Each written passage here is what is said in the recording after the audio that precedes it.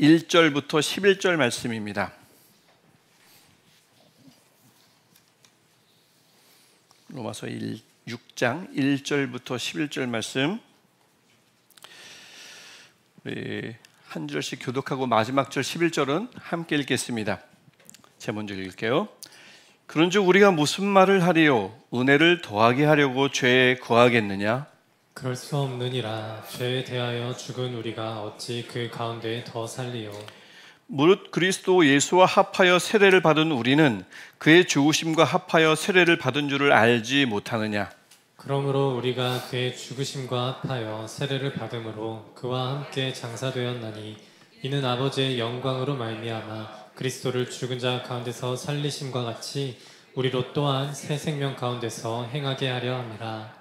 만일 우리가 그의 죽으심과 같은 모양으로 연합한 자가 되었으면 또한 그의 부활과 같은 모양으로 연합한 자도 되리라.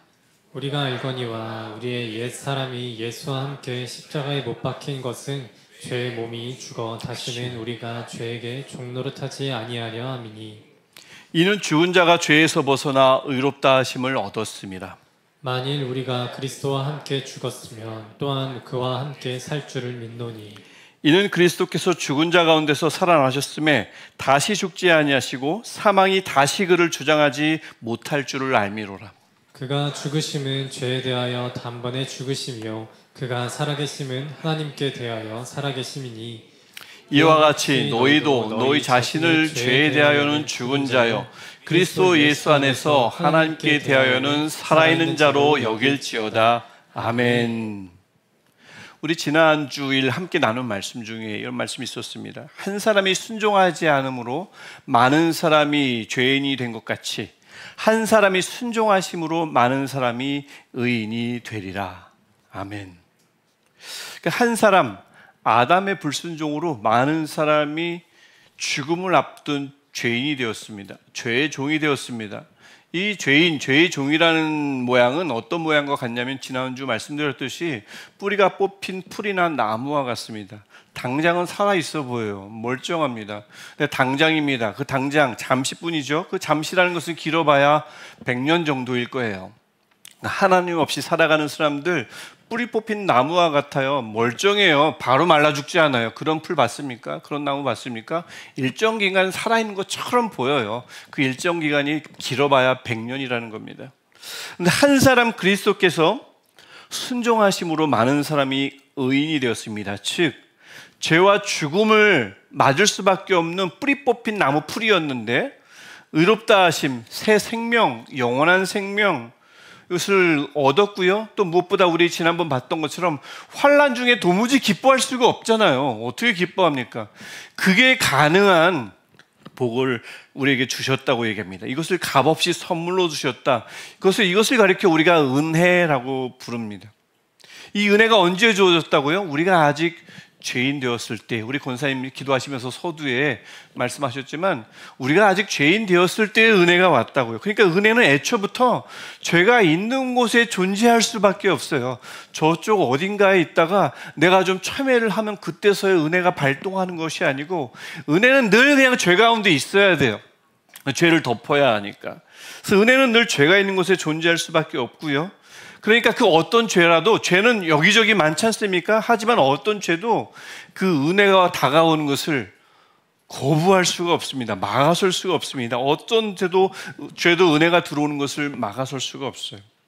죄가 더한 곳에 은혜가 더욱 넘쳤나니, 우리가 지난주에 보았던 말씀이죠. 여기 모인 우리 모두가 바로 이 은혜입니다. 죄를 압도하고 덮어버리는 그 은혜 덕분에 그리스도인이 된 거죠. 우리가 그런 그리스도인입니다. 그래서 우리가 그 은혜에 감사하며 그 은혜 때문에 찬양하는 거죠. 그 은혜가 아니면 이 귀중한 주일 이 시간에 왜 이곳에 우리가 있겠어요? 이곳에 있을 이유가 없습니다. 당연히 없습니다. 일부 때도 말씀드렸지만 여러분 이 시간에 이곳에 있는 이유가 누구를 만나기 위해서입니까? 혹시나 저를 보기 위함입니까? 제가 뭐라고요? 저는 아무것도 아닌데요. 아무도 저를 보러 오신 분은 없으신가 봐요. 다행입니다. 혹시나 그럴까 봐 저를 보러 오지 마시고요. 그래서 이것을 잘 기억하고 이 기억이 되니까 하나님께 찬양하지 않을 수가 없는데, 근데 다만 우리가 오늘 읽었던 로마서 6장 1절은 우리에게 말합니다. 죄가 더한 곳에 은혜가 더욱 넘치는 건 맞는데 이거 이용해서 은혜를 더하게 하려고 죄에 거할 수 있겠느냐라는 겁니다. 아, 죄를 지으면 은혜는 더욱 넘치는구나. 그럼 내가 죄를 한번 더 지어볼까? 은혜는 더욱 넘치겠지? 이런 생각을 갖지 말라고, 행여나 그런 생각을 가질까 봐 사도 바울이 6장 1절에서 얼른 이것을 먼저 말씀한 거예요. 이게 이제 예로 들면 어떤 상황이냐면, 여러분 누가복음 15장에 이제 탕자 비유가 나옵니다. 교회 좀 다니신 분들은 잘 아는 비유죠. 탕자가 아직 아버지가 살아계신데, 시퍼렇게 살아계신데 유산, 자기 몫을 달라고 해서 가져가지고는 도망갔어요. 집을 나가버렸어요. 그래서 뭐 방탕한 생활을 했습니다. 또 실컷 썼겠죠. 돈을 다 탕진하고 돌아왔는데 아버지가 받아주셨죠. 그리고 잔치를 벌였죠. 은혜를 입었어요. 근데 이 탕자가 이제 시간이 지났습니다. 또 발동을 하는 거예요. 또 한몫 챙겨가지고 나가볼까? 그 삶이 짭짤했는데 막 쓰고 싶은 거, 먹고 싶은 거, 사고 싶은 거 쓰면서 살았을 거잖아요. 또 돈을 챙겨서 나가도 아버지는 나를 다시 받아주시겠지. 또 잔치를 벌여주시겠지. 나가볼까? 6장 1절이 그렇게 얘기하는 거예요. 나가지 말라고. 그럴 수 없다고. 맞아요. 아버지는 용서하시는 분이에요. 맞아요. 아버지는 또 잔치 베푸실 거예요. 아무리 재산 탕진하고 돌아왔어도 아들이라고 인정해 주실 거예요. 하지만 그거 이용해서 나가지 말라고 하는 거죠. 6장 1절이 바로 그 내용입니다. 왜냐하면 2절에 우리가 죄에 대해서 죽었기 때문이라고 얘기합니다. 죄에 대해서 죽었다. 죄와 사별했다고요. 사별은 뭡니까? 누군가가 죽게 돼서 이별하는 거예요. 그 사별이 되면 절대 다시 만날 수 없는 게 사별입니다. 그래서 사별을 두려워하죠. 무서워하죠. 사별하지 않으려고 애쓰는 거죠. 고치려고 하는 거죠. 나음을 입으려고 하는 게, 사별하고 나면 끝나거든요. 다시는 못 봐요. 그게 사별입니다. 우리가 죄와 사별했다는 거예요. 죄를 절대 다시 만날 수 없고 돌아갈 수가 없는 존재임을 2절이 말합니다. 이것을 상징하는 예식이 우리 교회 안에 있는데 그게 바로 세례예요. 세례가 무슨 교회 한 1년 정도 다니면 세례 한번 받아보시죠. 권유 받아가지고 마음 먹고 받는 세례가, 그런 예식이, 그런 가벼운 게 세례가 아닙니다. 세례라는 것은 우리가 3, 4절에 나왔듯이 이걸 받으면서 예수 그리스도의 죽음에 나도 동참해서 그리스도와 함께 내가 죽었다라는 것을 알리는 예식입니다. 그분의 죽음과 연합하여 나도 함께 죽었다. 이것을 선언하는 예식이 세례예요. 근데 생각해 보세요. 우리가 언제 예수 그리스도의 십자가에 우리가 같이 달렸나요? 우리가 언제 예수 그리스도의 죽음에 우리가 언제 연합했어요? 근데 그분이 죽으셨죠. 우리를 대신해서 죽었다는 말을 알겠는데 우리가 언제 그분과 함께 죽었냔 말이죠. 그래서 우리가 여기서 알아야 될 게 뭐냐면, 우리 지금까지 로마서 계속 빌드업 해나가면서 우리가 지금 나눈 얘기가 있습니다. 죄는 우리가 졌는데 예수님이 대신 죄값을 치렀어요. 대신 죄값을 치렀죠. 대신, 이 대신이란 말은 또 다른 말로 한 단어가 대신이라는 뜻도 있고 그 단어가 대표하여라는 뜻도 있습니다. 그러니까 예수님은 우리를 대신해서 죄값을 치르기도 했지만 우리를 대신해서 죄값을 치렀어요. 대표해서 죄값을 치렀습니다. 대표라는 건 어떤 걸까요? 여러분, 저는 신우초등학교, 저기 위에 있는 신우초등학교 나왔거든요. 신우초등학교 2회 졸업생입니다. 그러니까 1학년 때는 삼성초등학교 다녔고 신우초등학교가 없었어요. 그래서 1학년 때까지는 삼성초등학교 다니다가 저 거기에 신우초등학교가 생기는 바람에 여기서 수업하다가 중간에 거기까지 걸어갔어요. 지금도 아주 기억이 생생합니다. 그리고 반에 갔더니 반에 70명, 그때는 다 여기 비슷한 경험들 갖고 계시잖아요. 한 반에 70명이었어요. 그래서 저도 오전반, 오후반, 오후반에도 간 적이 있고 오후반에도 간 적이 있습니다. 굉장히 많았죠. 그래서 2학년, 3학년, 4학년, 5학년, 6학년 이제 학교가 막 만들어졌기 때문에 운동장은 막 돌밭이었어요. 운동장이 아니라 돌밭이었어요. 다 만들어 놨어야 되는데 급하게 만들어 놓고 학생들을 유치한 거예요. 가서 체육 시간마다 뭐 했겠습니까? 돌 주셨어요. 6학년까지 내내 체육 시간에 아무것도 한 게 없이 그렇게 돌을 많이 주셨어요. 맨날 돌 주스라고. 그래서 이제 그렇게 해서 6년을 하고 이제 졸업을 하는데 워낙 아이들이 많으니까 한 곳에 그 아이들을 모을 수 있는 뭐 체육관도 없었고 하다 보니 그 교무실을 터가지고 거기서 졸업식을 거기서 치렀습니다. 그래서 다 못 가니까 누가 거기 가겠어요? 각 반의 대표가 갑니다. 각 반 반장이 거기 가서 졸업식 때 막 졸업장을 한 장씩 받고 또 이만큼 받아가지고 반에 가서 선생님께 드리면 그 졸업장을 한 학생들에게 일일이 나눠줬어요. 그래서 반장들이 대표로 그 졸업식장에 참석했습니다. 어떻게 그걸 제가 잘 알까요? 제가 6학년 일반 반장이었어요, 여러분. 그 건물의 제일 오른쪽 꼭대기가 6학년 일반이었는데, 옛날에 왜 교실 밖에 보면 6, 1 이렇게 반 학년이랑 번호 써 있잖아요. 요즘은 안 그러지만. 그래서 제가 가가지고 대표를 받았단 말입니다. 저희 반이 약 70명 정도 됐는데 제가 대표로 졸업장을 받았어요. 혼자만 졸업한 건가요? 아니죠. 대표는 그런 거 아니죠. 대표를 받았다는 건 제가 대표하고 있는 나머지 69명도 졸업했다는 뜻이죠. 대표란 그런 겁니다.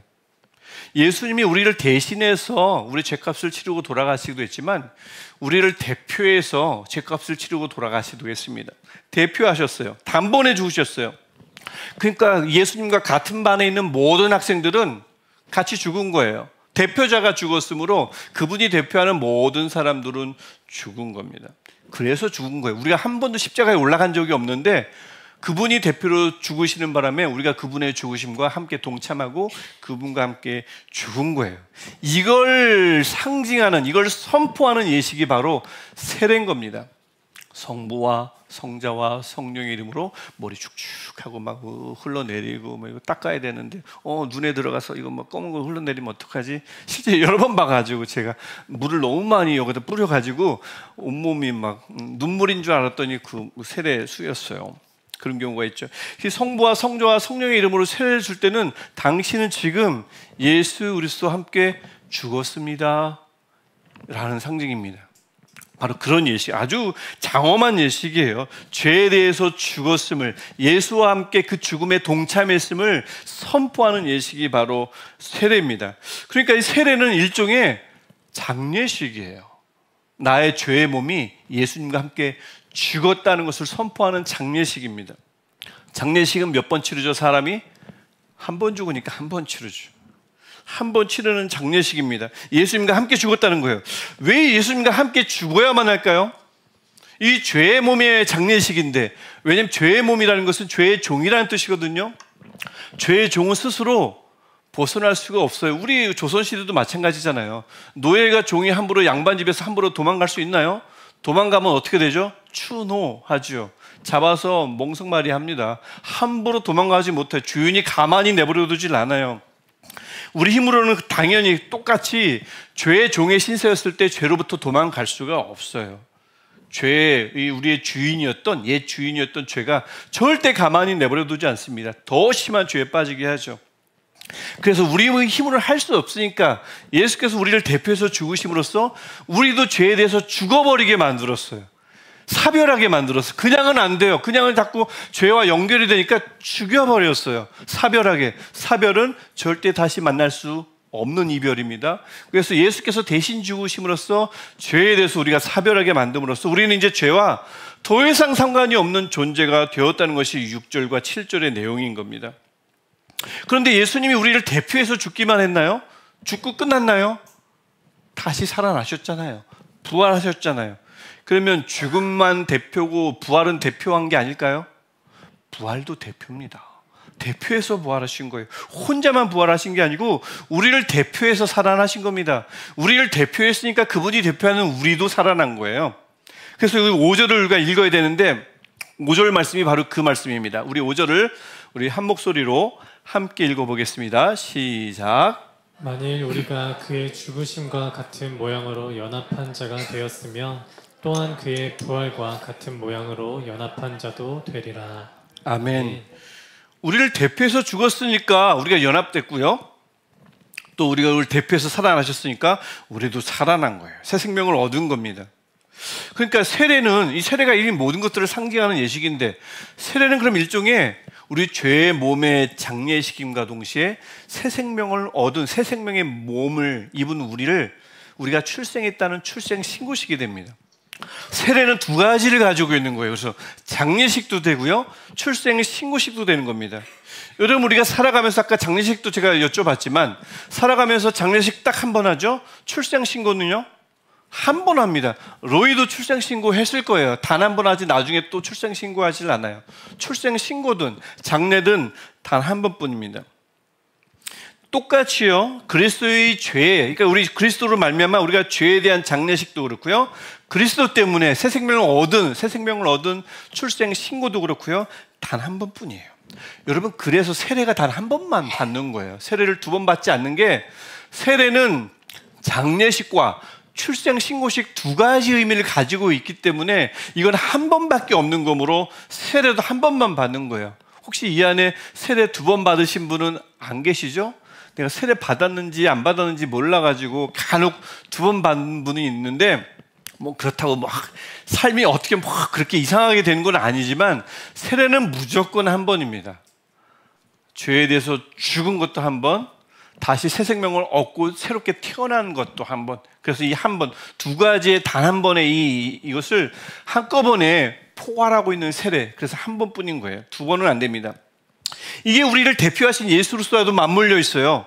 우리를 대표해서 죽으신 예수님의 죽으심은 단번에 들어진 거거든요. 그게 10절에 나오는 겁니다. 절대 두 번 죽지 않아요. 단번에 죽으심이란 말은 절대 반복되지 않음이라는 뜻입니다. 단번에 죽으시며, 부활도 마찬가지입니다. 딱 한 번 부활하신 거예요. 예수님이 부활하시다가 다시 죽었나요? 죽으셨나요?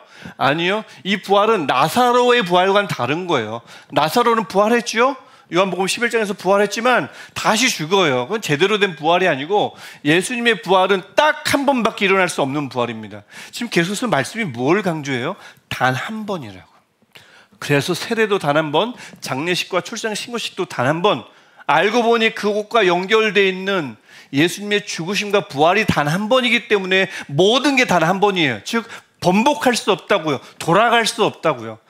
딱 끝난 거예요. 어떤 것도 변할 수가 없습니다. 그래서 예수님의 죽음과 부활이 반복될 수 없듯이 우리가 그 죽음과 부활에 참여했는데, 그런 우리가 그리스도와 함께 죄에 대해서 죽었고요, 그분과 함께 이 살아난 일, 이것도 다시 반복될 수가 없어요. 이거를 꼭 기억해야 합니다. 그리고 이렇게 우리가 이제 빌드업해 나가는 거예요. 그 다음에 11절을 우리가 함께 읽어야 됩니다. 결론입니다. 그래서 11절 우리 함께 다시 한번 읽겠습니다. 이와 같이 너희도 너희 자신을 죄에 대하여는 죽은 자요 그리스도 예수 안에서 하나님께 대하여는 살아있는 자로 여길지어다. 아멘. 우리가 누구라고요? 죄에 대하여 죽은 자예요. 죄와 타협하는 자, 씨름하는 자가 아니고 죄와 사별한 자라고요. 사별은 절대 만날 수 없습니다. 사별한 자입니다. 그러면 마냥 죽기만 합니까? 아니죠. 예수님처럼, 우리의 대표이신 예수님처럼 우리도 그리스도 예수 안에서 하나님께 대하여는 살아있는 자입니다. 이 말은 뭐냐면, 하나님께 대하여는 살아있다는 말은 하나님과 연결되어 있다는 겁니다. 죄에 대해서 죽었다는 말은 끊어졌다는 뜻이니까, 하나님께 대하여 살아있다는 말은 하나님과 연결되어 있다는 거고, 하나님의 영광을 위해서 계속 살아간다는 뜻입니다. 근데 이 사실을 우리가 읽었던 11절 제일 마지막에 보면 뭐라고 얘기하냐면 여길지어다 라고 11절에 나옵니다. 여길지어다. 괄호 안에 로기조마이라는 단어가 쓰였다는 거, 이게 표시가 되어 있죠. 로기조마이 기억나시는지 모르겠어요. 산정하다. 누가 사용하신 방법이죠? 하나님이 사용하신 방법입니다. 언제요? 우리를 의롭다 하실 때, 의롭다 할 만한 것들이 하나도 없는데 그냥 그렇게 여겨주셨어요. 그렇게 계산해 주셨어요. 결산해 주셨습니다. 쭉 계산해 보면 완전 마이너스 투성인데 무슨 소리 하면서 하나님이 플러스의 삶이라고 결산해 주신 거예요. 근데 하나님만 쓰시는 방법이 로기조마인 줄 알았더니 그게 아니고, 우리도 그 로기조마이를 써야 한다고, 우리도 사용해야 한다고 오늘 본문이 여길지어다라고 얘기하는 겁니다. 다시 한번 우리 기억을 떠올리면, 여러분, 로기조마이는 산정한다는 것, 이것은 재정 용어예요. 재정 상태를 꼼꼼히 살필 때, 마지막 최종 결산할 때 쓰는 용어입니다. 결산하다. 우리 재정 상태는 어때요? 마지막 한 달 살아보고 결산해 봐야 알아요. 잘 사용했는지, 그래서 좀 남았는지 남지 않았는지. 그냥 보면 몰라요. 남은 것 같은데 너무 많이 썼고요. 너무 많이 안 쓰고, 그리고 모자른 것 같은데 절약했어요. 이런 게 산정하면 나오는 겁니다. 결산해 봐야 우리가 어떤 재정 상태인지 모든 가정이든 공동체든 다 마찬가지죠. 산정을 해야 잘 사용했는지 잘 못 사용했는지 남았는지 모자랐는지를 알 수가 있는 겁니다. 이 산정, 결산, 이것은 무슨 산정을 하니까 수입이 생기는 거 아니죠? 산정했더니 갑자기 지출이 더 늘어난 건 아니죠? 그게 아니라 산정은 이미 있는 기존 사실을 확인하는 거예요. 인식하는 겁니다. 있는 그대로의 사실을 그대로 깨닫게 하는 작업이 산정, 로기조 마이입니다. 이것과 관련된 유명한 예가 있어요. 아주 유명한 예입니다. 어떤 사람이 집을 임대해서 살아요. 우리 교회랑 비슷하죠? 우리도 지금 이 공간 저쪽 다 우리 거 아니에요, 여러분. 임대한 겁니다. 어마어마한 월세를 줘가면서 임대하고 쓰고 있는 겁니다.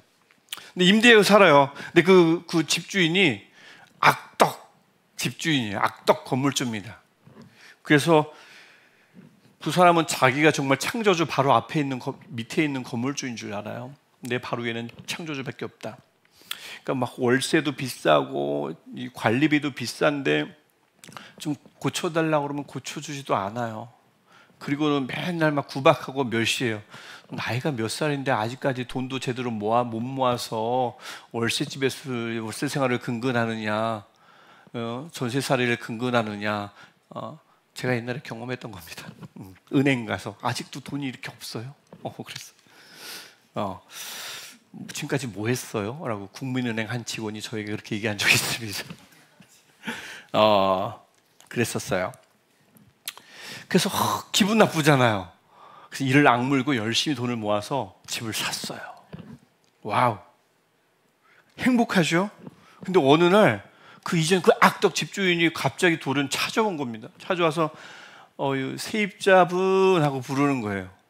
이름을 모르나 봐요. 그분에게 옛날 그 사람의 이름은 세입자예요. 세입자분 하는데 아주 친절한 말투로 갑자기 찾아와서 불러요. 그런데 워낙 그 얘기를 많이 그 칭호를 많이 들어서 그런지, 호칭을 많이 들어서 그런지 하나도 기분이 나쁘질 않아요. 근데 그 악덕 집주인이 다시 우리 집으로 오래요. 임대료 낮춰주겠다고, 관리비 반으로 줄여주겠다고, 그리고 집 더 관리 잘해주겠다고. 집 가지고 있으면 재산세 내야 되고, 망가지면 고쳐야 되고, 그 골치 아프다고. 내가 관리 잘 해줄 테니까 마음 편하게 들어와서 살라고. 솔깃하죠? 이때 산정하라는 거예요. 옛날엔 물론 내가 저 집주인의 아래 있던 세입자가 맞죠? 하지만 지금은 어엿한 집주인이잖아요. 어떻게 산정할까요? 집 계약서를 찾아야죠. 찾아서 차근차근 읽어보는 거예요. 내 이름이 여기 있어요. 이 집 주인이 내 이름입니다. 분명히 내 이름으로 계약된 계약서예요. 이것과 똑같다는 거예요. 우리의 옛 주인, 옛 왕 노릇한다고 그랬죠. 왕인 죄가 그냥 우리가 아예 하지 말아야지 하면 버려지는 그런 하찮은 그런 존재가 아니에요, 여러분. 죄는 우리의 주인이었고 죄는 우리의 왕이었습니다. 근데 그 죄가 찾아와요. 아주 감미롭게 찾아옵니다. 나의 종이요 라고 얘기합니다. 옛날에 내 아래서 일했던 나의 종이요. 다시 자기 밑으로 오래요.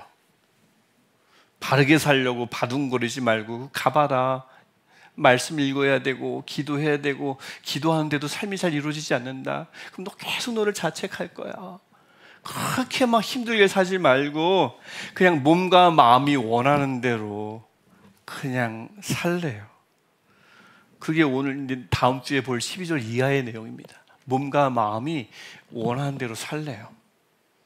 특히 이 죄가, 우리 왕이었던 주인이었던 죄가 속삭여요. 범죄할 때, 쓰러졌을 때, 넘어졌을 때 속삭여요. 그것 봐, 넌 나의 종이잖아. 속삭입니다.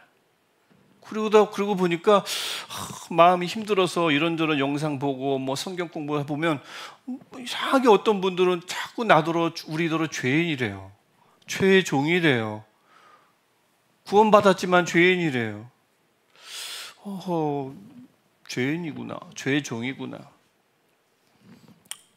이럴 때 산정하라는 거예요. 로기주마이, 꼼꼼히 세워보라는 겁니다.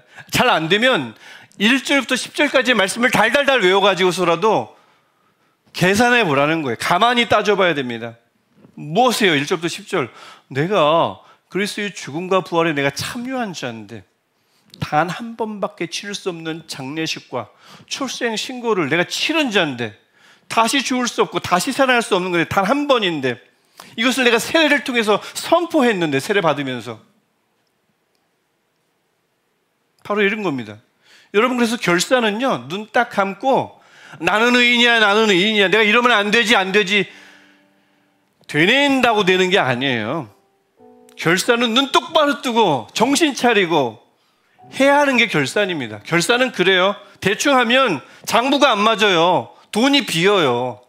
사실을 사실로 못 받아들여요. 자꾸 사실이 아닌데 사실로 생각한다고요.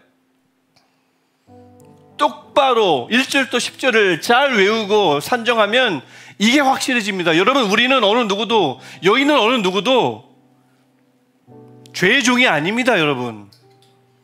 죄인이 아닙니다, 여러분.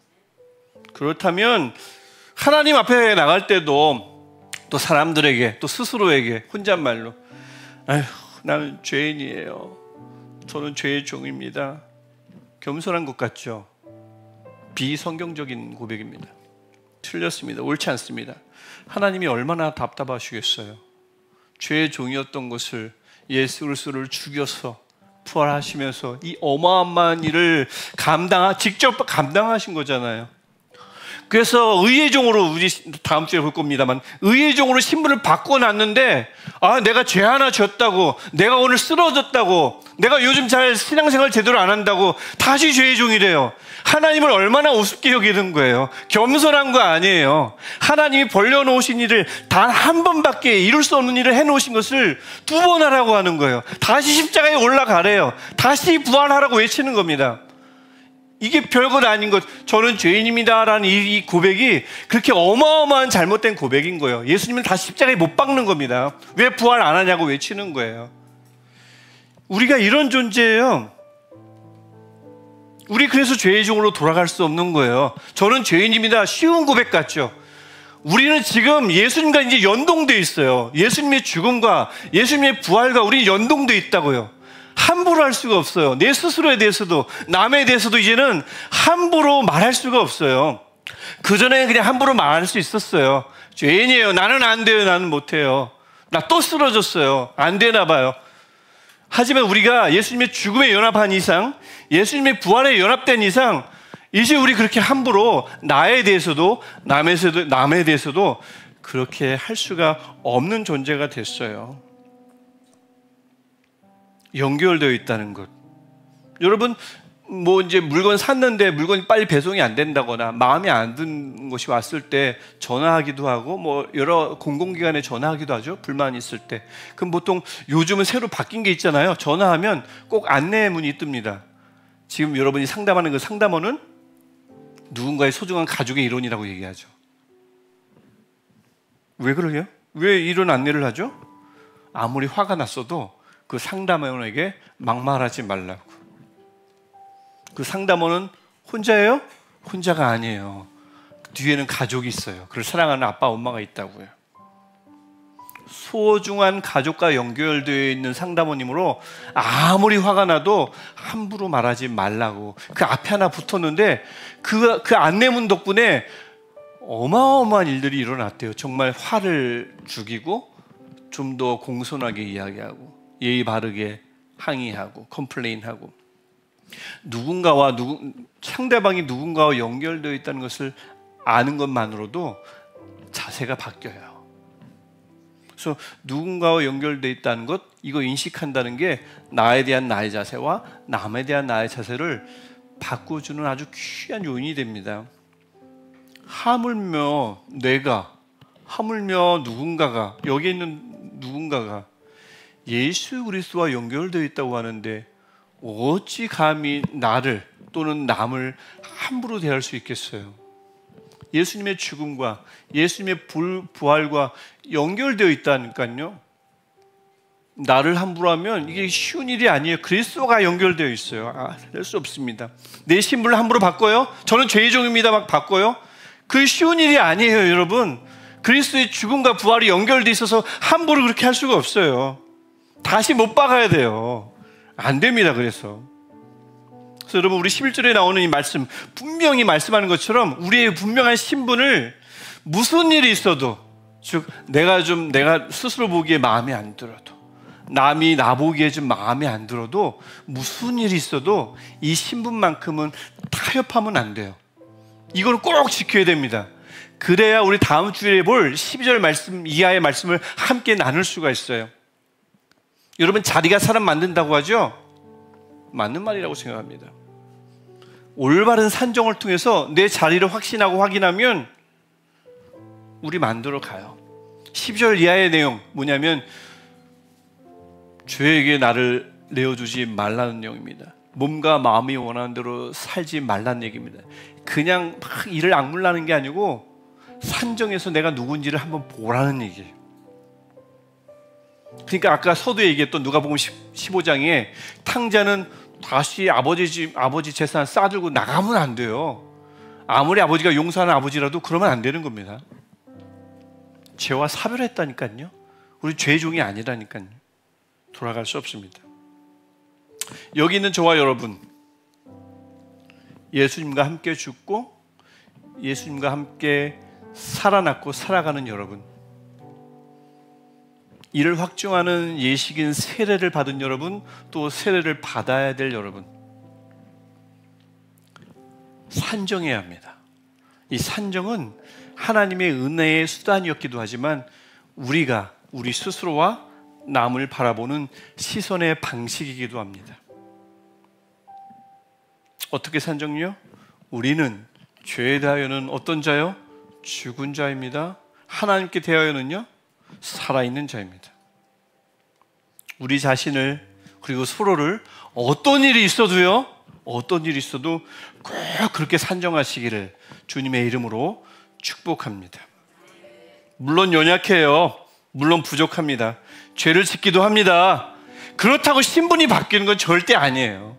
이 신분 바뀌는 문제는 그렇게 쉬운 문제가 아니라는 사실 꼭 기억하시고, 죄에 대해서는 죽은 자요, 하나님께 대하여는 살아있는 자, 이 사실을 꼭 기억하는 저와 여러분 되시기를 다시 한번 축복합니다. 같이 기도했으면 좋겠습니다. 같이 기도할 때에 우리가 예수 그리스도의 죽음과 예수 그리스도의 부활에 연합한 자, 참여한 자이므로, 그래서 우리가 죄에 대해서 죽었고 하나님에 대해서 살아가는, 연결되어 살아가는 우리 존재입니다. 그래서 우리 그것을 날마다 기억하며 잘 산정할 수 있게 해달라고, 죄에 대해서는 죽은 자, 하나님께 대해서는 살아있는 자로 살아갈 수 있게 해달라고 우리 같이 한 목소리로 한 마음으로 기도하겠습니다. 같이 기도하겠습니다. 하나님, 우리에게 다른 어떤 것도 나를 짓밟을 수 없고 지배할 수 없으며, 어떤 상황도 우리를 죄의 종으로 돌려놓을 수 없음을 고백합니다. 하나님, 우리 혼자 있는 존재 아님을 고백합니다. 우리 여기 있는 어느 누구도 혼자 있는 존재가 아닙니다. 예수 그리스도와 연결된 존재입니다. 예수 그리스도의 죽음에 연합하고 예수 그리스도의 부활에 연합된 자들입니다. 하나님, 단 한 번뿐인 죽음, 단 한 번뿐인 부활을 통해서 우리도 죄에 대해서 죽고 의의 종으로 다시 살아났음을 고백합니다. 하나님, 우리가 이거 함부로 되돌릴 수 없는 존재임을 다시 한번 기억하게 하시고, 제대로 계산할 수 있도록, 제대로 결산할 수 있도록 주님 도와주옵소서. 주마이 제대로 산정할 때에 우리 자리가, 우리의 신분이 우리를 바꿀 수 있음을 믿습니다. 우리가 확신하는 신분, 우리가 확인하고 우리가 꼭 쥐고 있는 이 신분이 우리의 삶을 변화시키게 하시고, 우리의 생각을 변화시키게 하시고, 상황을 이기게 하시며, 어떤 어려움도 우리를 짓누를 수 없으면 다시 죄의 종이라고 우리를 짓누를 수 없음을 선포하는 우리를 되게 하여 주옵소서. 하나님 감사합니다. 우리 각 사람들 중에 하나님 앞에 그렇게 만나게 하시고 주를 보게 하셔서 오늘 보게 도와주시옵소서. 주시옵소서.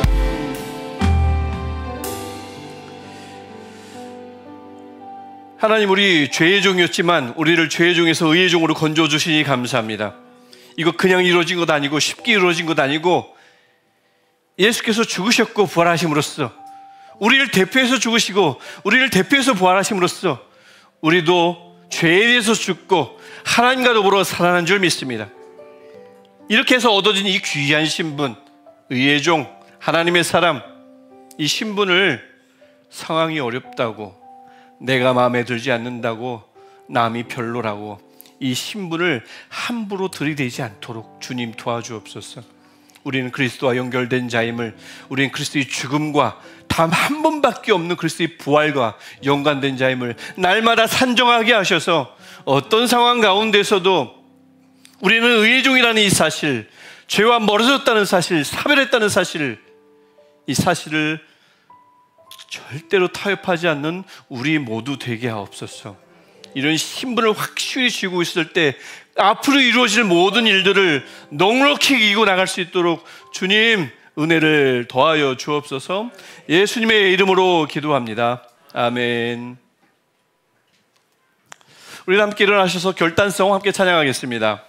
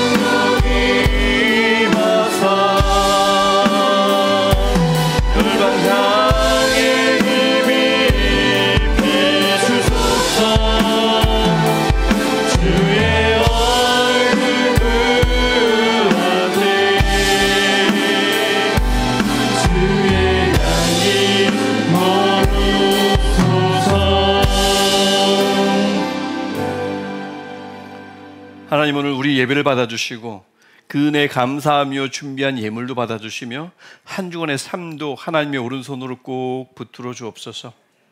이제는 십자가에 못 박히셔서 죄에 종살이 하던 우리를 건져주신 우리의 대표자 예수 그리스도의 은혜와 그런 우리를 그리스도의 부활에 참여하게 하셔서 살아있는 자로 세우신 하나님의 크신 사랑과 이 은혜와 사랑을 오늘도 우리 마음에 넘치게 부어주시는 성령의 역사하심이 자신을, 서로를 죄에 대하여는 죽은 자요 그리스도 예수 안에서 하나님께 대하여는 살아있는 자로 산정하기를 작정하는 모든 예배자들 위해, 또 이 시간 병실에서 예배하는 모든 교우들 위해, 또 함께하는 새로운 새 생명 위해 영원토록 함께 하시기를 간절히 축원하옵나이다.